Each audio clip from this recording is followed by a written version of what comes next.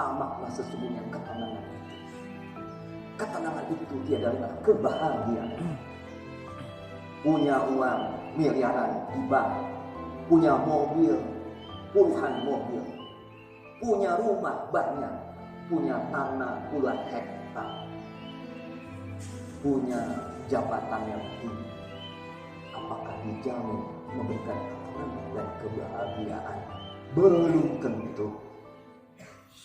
Kita sebagai manusia biasa, rakyat jelata, hidup pas-pasan, apakah dijamin hidupnya tidak bahagia?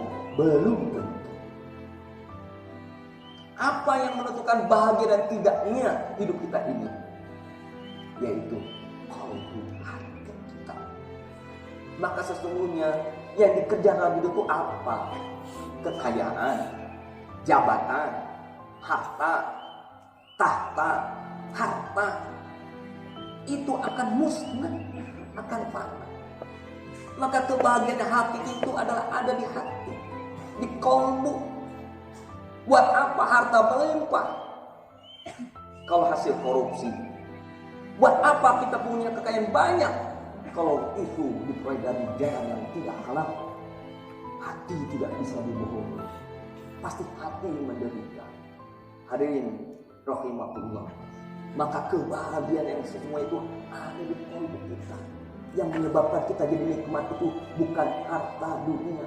Karena hidup di dunia ini hanya sebentar. Kullu nafsin dha'iqatul maut. Tidak ada hari ini yang bisa lebih 100 tahun. Rata-rata umur di negara kita ini 60 sampai 70 tahun.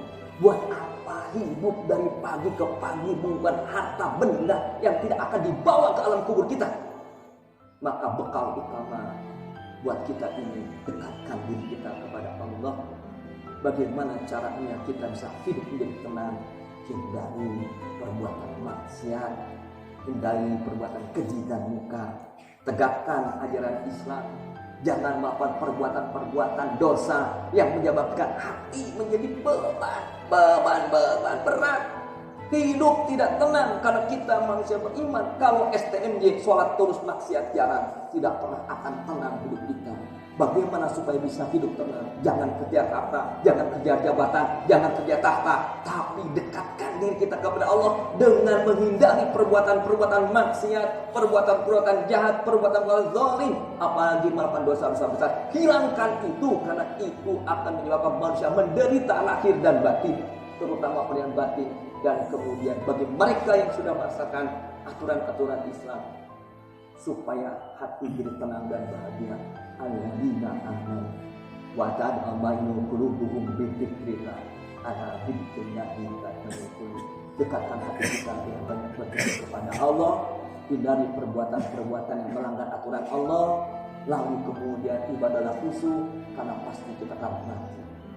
Pasti itu. Sehingga kemudian kita akan tenang hendak nanti kelak nanti hadap Sang Maha Pencipta.